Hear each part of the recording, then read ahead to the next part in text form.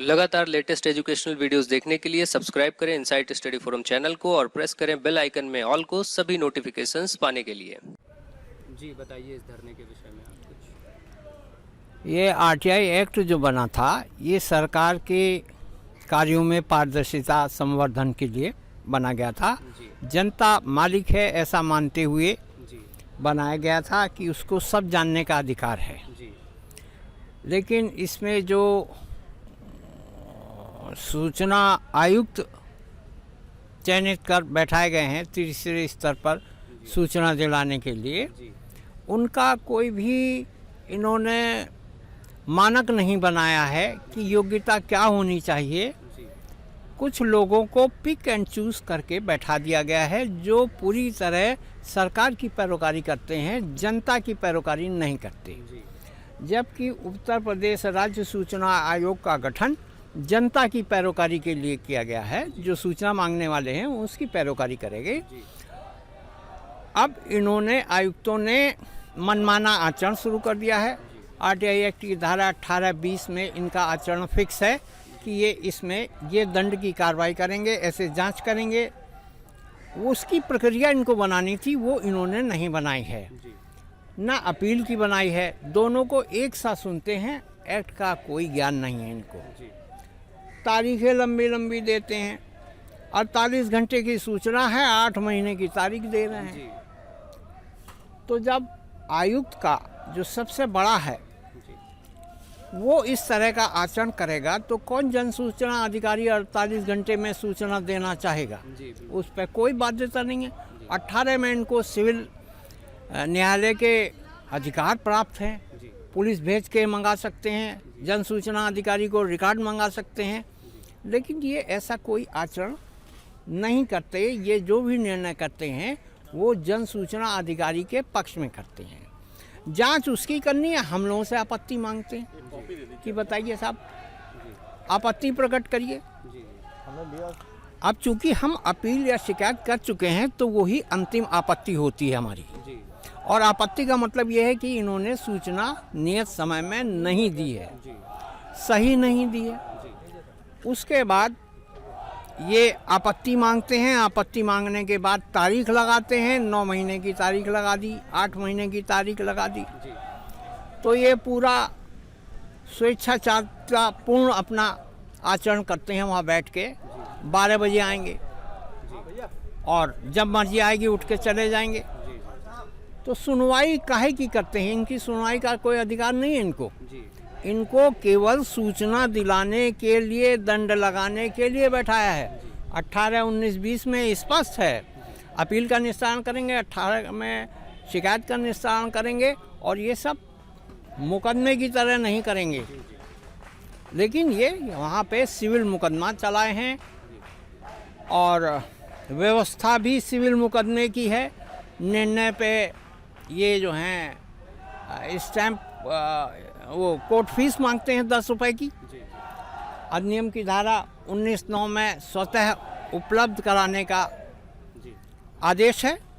लेकिन ये RTI act के हर आदेश को दरकिनार करके इस तरह आचरण करते हैं जैसे इन पे भारत के संविधान का कोई प्रभाव न हो। बिल्कुल ही मनमर्जी से करते हैं, स्वेच्छाचारिता पूर्ण रूप से करते हैं। न दंड लगाते हैं, न जांच करते हैं। मांगने वाले को सूचना बार बार बुलाते हैं, आते रहिए, आते रहिए, आते रहिए, आते रहिए, आपत्ति देते रहिए। और आपत्ति खुद नहीं लेते हैं, आपत्ति दिलाते हैं जन सूचना अधिकारी को। उससे कहते हैं आप आपत्ति का निराकरण कर दें। तो फिर ये बैठे गाय के लिए हैं, किस बात का वेतन पा रहे हैं? कोई सेवा इनकी निर्धारित है या ये किसी पॉलिटिकल पार्टी से जुड़े रहे तो वहाँ उसका ये लाभ उठा रहे हैं? इनको तनख्वाह मिलनी बाध्यकारी है। तो ये गलत आचरण हो रहा है, ये देश को डुबो रहे हैं। एक्ट के ठीक विपरीत आचरण सरकार भी कर रही है और ये भी कर रहे हैं, और शासन भी। शासन ने खुद आदेश जारी कर रखा है कि वहाँ पे कोई नहीं आएगा, केवल जन सूचना अधिकारी आएगा। लेकिन वहाँ पे अब वकील आने लगे हैं और उसका पैसा देता है विभाग। तो जन सूचना अधिकारी तो इसमें कहीं रहा ही नहीं। अधिवक्ता आता है और बहस करता है, बदतमीजी करता है जी और तारीख लेता है और चला जाता है। जी जी तो इस एक्ट का अब कोई मतलब नहीं बचा है। जी। पारदर्शिता भी हमारी नष्ट होती है। पारदर्शिता का आप देखिए, योजना का कितना धन अधिकारी खा जाता है, जी, जी, पता नहीं जी, लगता पता है, ही नहीं चल पाता है। पता ही नहीं चलता। जी जी बिल्कुल। जनता अपना खाने कमाने में परेशान है। जी बिल्कुल। एक तो आरटीआई मांगने वाले बहुत कम है, जी जी बहुत कम लोग हैं। धारा 4 का कोई विभाग पालन नहीं करता है जी कि वो वेबसाइट पे अपने डाले, बताए कि हम इस योजना के तहत ये काम कर रहे हैं और इसमें ये करा हमने। जी जी बिल्कुल। तो कहीं कोई कुछ भी बताने को, जवाबदेही के लिए तैयार नहीं है। जी जी बात जनता से टैक्स ले लो जी और अपना पेट भर लो। जी। अकाउंटेबिलिटी होनी चाहिए, लेकिन मस्त है, सिस्टम मस्त है, वो तो ईश्वरीय सत्ता है। जी जी जी अगर आप किसी का धन हड़प लेंगे तो निश्चित रूप में आप प्रताड़ित होंगे ही होंगे, कुदरत का नियम है। बिल्कुल बिल्कुल बिल्कुल। तो बस आप भी कुछ हाँ, बोलना, आप भी और अपने कुछ विचार रखना चाहें तो आप बोल सकते हैं। आप लोग भी, हम थोड़ा सा संयुक्त रूप से भी आप बोल सकते हैं साथ में। चलिए साथ में बोल और दोनों आप बोलो। हाँ, कुछ महत्वपूर्ण बिंदुओं पर आप भी प्रकाश डालिए और बताइए। जी बोलें। मैं सूचना का अधिकार कार्यकर्ता वेलफेयर एसोसिएशन का सचिव हरपाल सिंह मेरा नाम है। हम लोग यहाँ धरना दे रहे हैं। आज हमारा धरना तीसरे दिन है और हमने ज्ञापन 12 तारीख में ही 10 लोगों को भेजा था, माननीय राज्यपाल जी को, माननीय मुख्यमंत्री जी, माननीय गृह मंत्री जी और माननीय वित्त मंत्री, माननीय कानून मंत्री जी, माननीय आवास एवं शहरी नियोजन, नगर विकास मंत्री जी, शिक्षा मंत्री जी, चीफ सेक्रेटरी। हमारी जो मांग है वो आज तक नहीं मांगी गई है और हम जब तक ये धरना हमारा चलेगा, जब तक हमारी मांगे नहीं माने जाएगी। भ्रष्टाचार बहुत है सूचना आयोग में, भ्रष्टाचार चरम सीमा पर है। जन सूचना अधिकारी जिनको वहाँ जाना चाहिए वो नहीं जा रहे हैं और अपनी जगह भ्रष्टाचार को दबाने के लिए और वकीलों को वहाँ भेज रहे हैं, जो करोड़ों रुपए का ये घोटाला है। तो हमारी ये मांग है कि इसकी SIT जांच गठित करके और इसकी जांच कराई जाए, दोषियों को सज़ा दी जाए, FIR दर्ज की जाए, इनको जेल भेजा जाए, जो शासन का नुकसान हुआ है और उसकी जो भरपाई हो। काफ़ी लोगों की FIR दर्ज नहीं हो रही, जिनमें FIR दर्ज हो गई हैं उनकी विवेचना नहीं कर रहे हैं विवेचना अधिकारी। ये सूचना एक्ट जो बना है इसमें एक धारा 6 एक है, कहीं भी किसी भी विभाग से, आप राष्ट्रपति कार्यालय भी हो चाहे सुप्रीम कोर्ट का कार्यालय भी हो, वहाँ से भी सूचना मांग सकते हैं धारा 6(1) के तहत। उसकी अवधि मात्र 30 दिन है और जन सूचना अधिकारी को 30 दिन में सूचना देनी होती है। अगर उसमें कुछ सूचना दूसरे कार्यालय से संबंधित है तो उसमें 5 दिन का समय दिया गया है कि वो दूसरी जगह उसको कुछ हिस्सा भी अगर है तो अंतरण कर सकता है। उसके बाद उसको पत्र को वो अंतरण नहीं करेगा और वो अगर अंतरण नहीं करेगा तो वो दंड का भागी होगा। उसमें 250 रुपया रोज तक का जुर्माना है और अधिकतम 25,000 रुपया।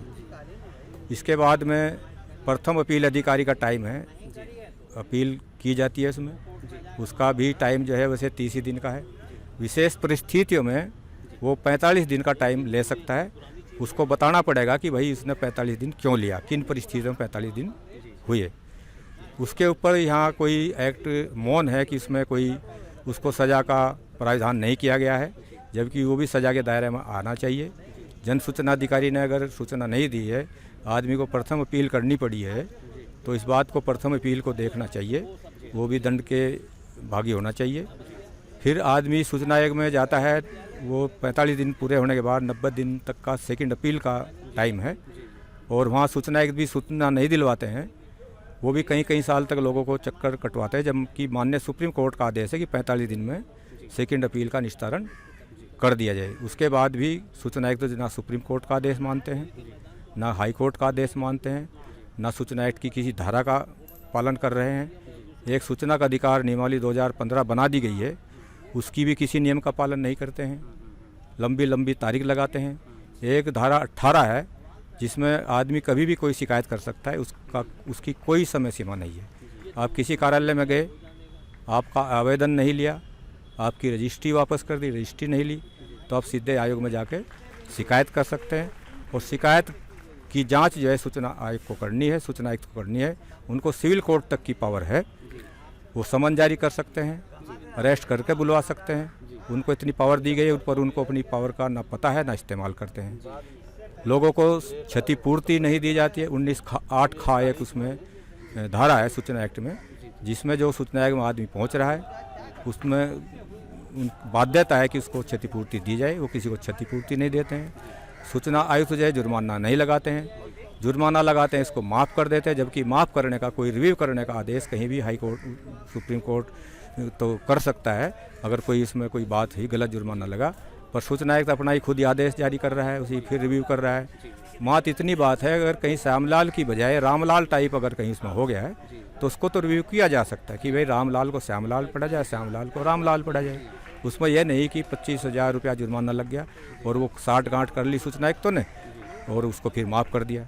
माफ़ करने का कोई प्रावधान एक्ट में नहीं है।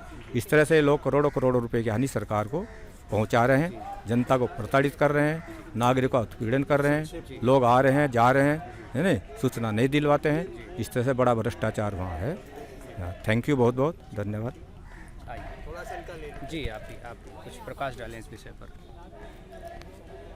सूचना का अधिकार कानून 2005, इसके अंतर्गत विभाग की भ्रष्टाचार की पोल खोलने के लिए विभागीय अधिकारियों के द्वारा नियम विरुद्ध कार्य करने की पोल खोलने के लिए ये सबसे बड़ा उत्तम एक यंत्र है। सरकार ने हमको तो दे दिया है, लेकिन सरकार के जो नुमाइंदे राज्य सूचना आयोग में राज्य सूचना आयुक्त करके बैठाए गए हैं, वो असली में वो ऊपर पैसा दे करके ही राज्य सूचना आयुक्त बनते हैं। इसी वजह से वो यहाँ भ्रष्टाचार करने के लिए ही आते हैं। तो गरीब जनता 10 रुपए का पोस्टल ऑर्डर लगाने में उसको दिक्कत आती है।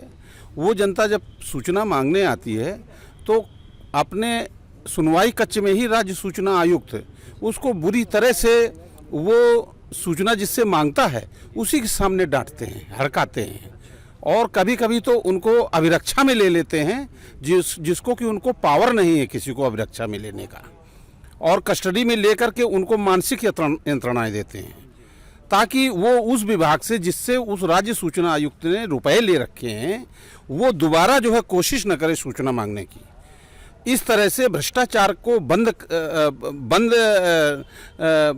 भ्रष्टाचार को ओपन नहीं होने देने के लिए ये राज्य सूचना आयुक्त भी जन सूचना अधिकारियों की मदद में और वहाँ धिक्कारते हैं उनको जो सूचना मांगने वाले हैं और गरीब जनता है।